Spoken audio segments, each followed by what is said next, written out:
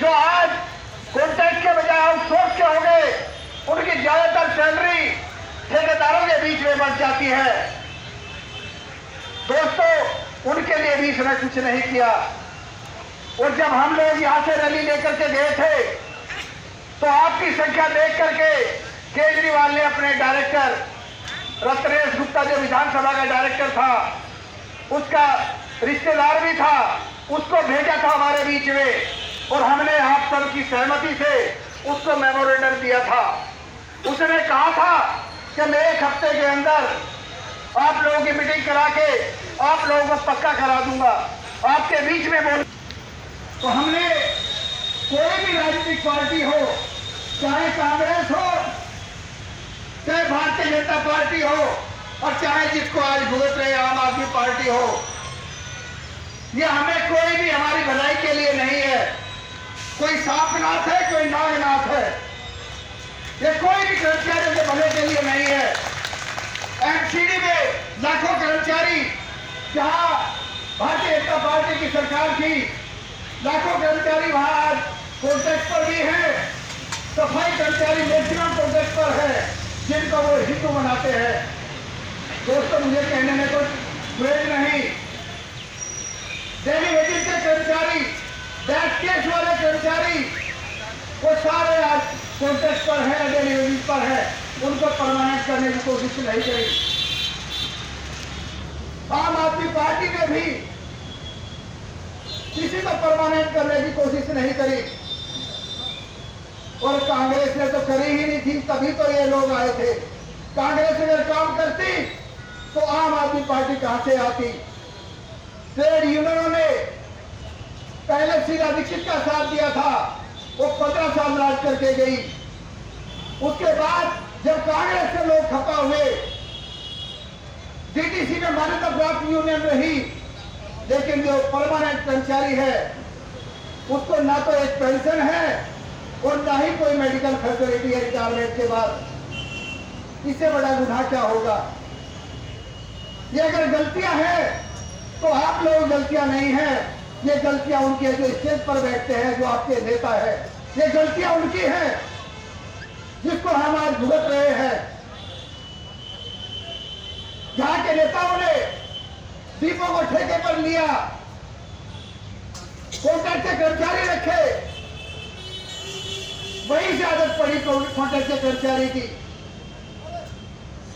दोस्तों, अगर आप एकजुट रहे तो आपकी मांग क्या है कि हम काम करना चाहते हैं और काम के बदले वेतन लेना चाहते हैं। हम कोई धन्ना सेठों की तरह हम लोन या कर्ज माफ कराने के लिए नहीं आए। हम यहाँ काम करने के बदले समान काम का समान वेतन मांग रहे हैं, या हमारी नौकरी पक्की करवाए मांग रहे हैं। जो कॉन्ट्रैक्ट लेबर एक्ट का कानून भी कहता है और सुप्रीम कोर्ट की रूलिंग भी है कि जहां परमानेंट नेचर ऑफ वर्क हो, जहां स्थायी काम की प्रवृत्ति हो, उस पर ठेके का कर्मचारी नहीं रखा जा सकता। अगर कुछ दिन के लिए रखा है तो उसको समान काम का समान वेतन दिया जाए।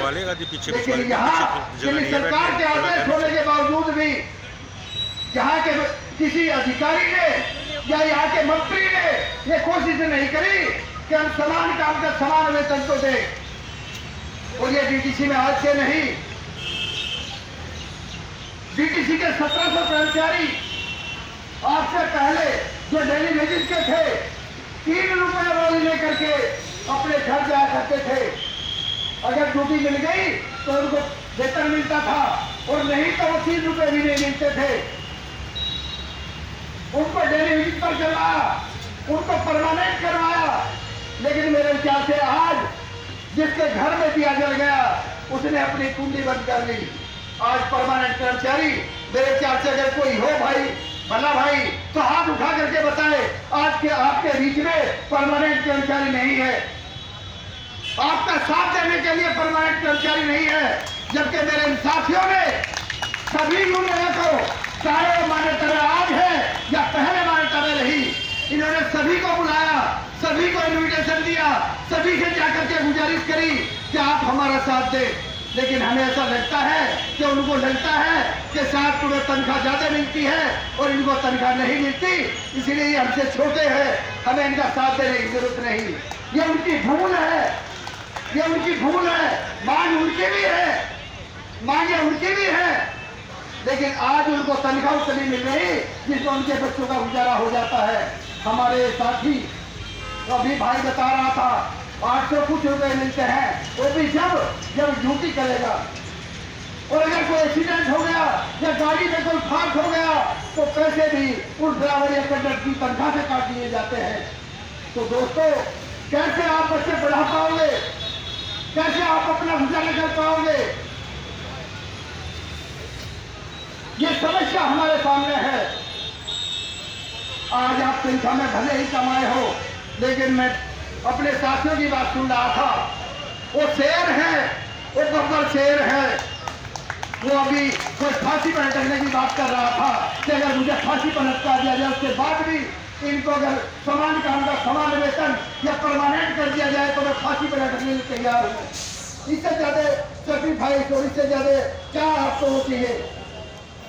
तो दोस्तों, हम आज संख्या में भले ही कमाए हों, लेकिन मेरा आपसे एक निवेदन है कि एक तो धरना कभी परमानेंट मत करना, एक भूख हड़ताल मत करना। हमने यहाँ भूख हड़ताल भी देखी है, परमानेंट धरना भी देखा है। मैं आपको एक छोटा सा उदाहरण देता हूँ। जो जीडी अग्रवाल जी नमामि गंगे भारत सरकार का प्रोजेक्ट, मोदी जी का प्रोजेक्ट, जिसमें मोदी जी ने कहा कि मां गंगा ने मुझे क्या गंगा मां की शुद्धि के लिए बुलाया है। जीडी अग्रवाल जी अभी पिछले बृहस्पतिवार को 111 दिन की भूख हड़ताल के बाद वो स्वर्गवासी हो गए। लेकिन सरकार के जून हिलेगी। उन्होंने लास्ट में भी जून में एक अपना लेटर प्रधानमंत्री को लिखा और पहले भी कई लेटर लिखे। वो भूख हड़ताल पर था, 111 दिन भूख हड़ताल पर रहा। उसकी स्थिति भी किसी सरकार ने बताई होगी। तो दोस्तों, यहाँ अगर भूख से मर भी जाए, वो प्रोफेसर था आईआईटी का, ये नहीं कि अनपढ़ आदमी था, आईआईटी का प्रोफेसर था। आपने अखबार के माध्यम से शायद पढ़ा होगा। वो नमामि गंगे, गंगा को साफ करो, इसमें प्रदूषण आता है, इसके लिए वो लड़ाई लड़ रहा था। सरकार को सरकार की बात कह रहा था। उसके बाद उसकी सुनवाई नहीं हुई। तो आप लोग तो अपने लिए भूख हड़ताल करोगे, इसकी सुनवाई कौन करेगा?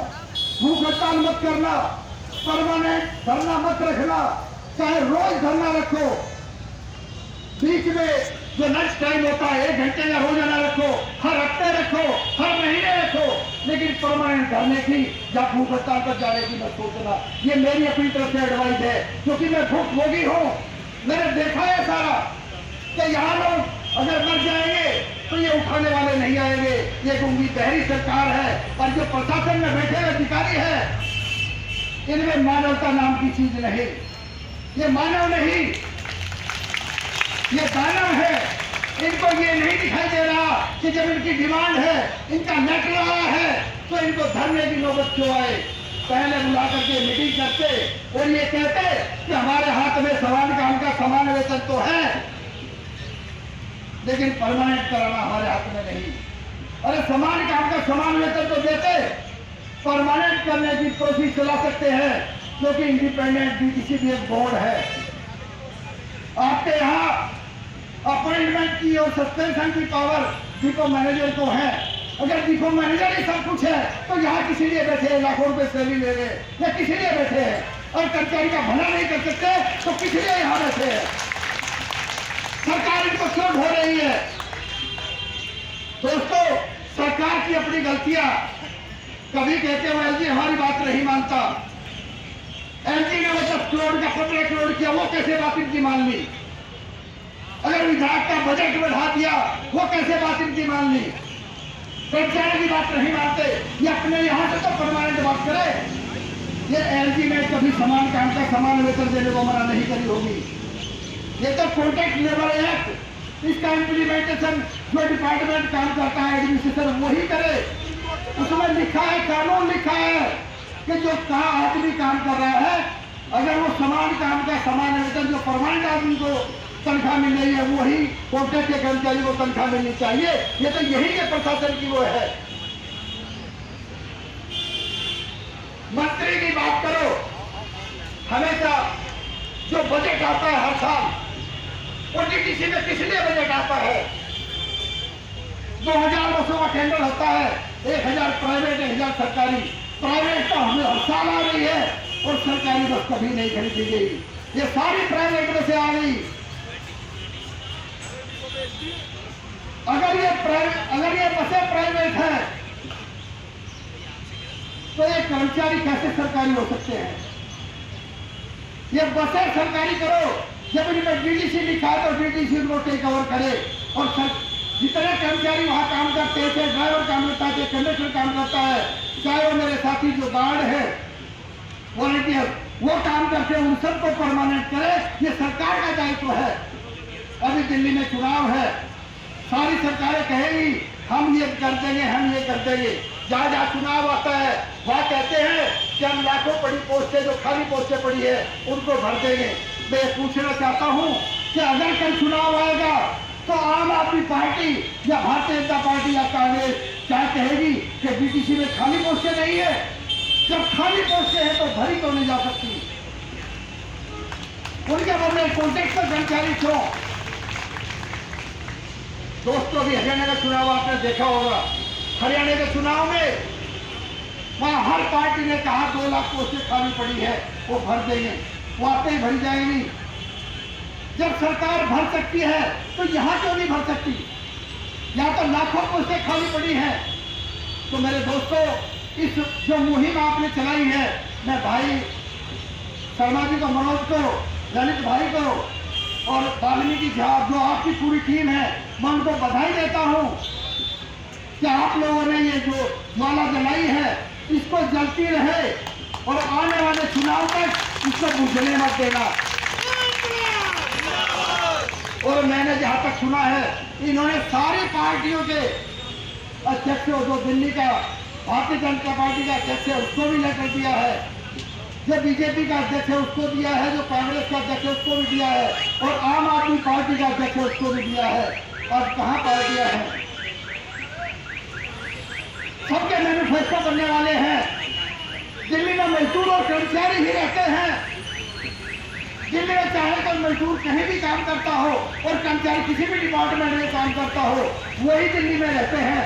अगर ये मजदूरों से कर्मचारियों की बात नहीं सुनेंगे तो सरकार कैसे चला पाएंगे? ये हिम्मत हमारी होनी चाहिए। मैं तो ये कहता हूँ कि जो कर्मचारी की बात सुनेगा वही दिल्ली पर राज करेगा। ये होना चाहिए। एक मेरा निवेदन और आपसे है, हमें दिल्ली में ज्वाइंट काउंसिल बनाई है, उसके महामंत्री दीपक भारद्वाज जी है, जो दार्शनिक कैडर के भी महामंत्री हैं। वो भी आपके बीच में बैठक में भी आने वाले हैं थोड़ी देर में। उनकी बात भी अब आप सुनना। दिल्ली की जितने यूनियनें हैं, जितने डिपार्टमेंट हैं, हम सबको आपके साथ खड़े करेंगे। सारे ज्वाइंट हो, लेकिन अपने बीच में कोई गद्दार को मत लेना। कॉन्ट्रैक्ट के कर्मचारी हैं तो कॉन्ट्रैक्ट से ही रखना। अगर कोई परमानेंट आता है उसका बाहर से सहयोग लेना, किसी को अपने हाथ की कमान रख देना। नहीं तो यहाँ गद्दार बहुत है। गद्दारी हमेशा स्टेज से होती है। जो सीट पर बैठता है वो गद्दारी करता है, जो सामने बैठे हैं उनमें से कोई गद्दार नहीं होता। मेरे दोस्तों, इन्हीं शब्दों के साथ मैं अपनी वाणी को विराम देता हूँ। जय हिंद, जय भारत।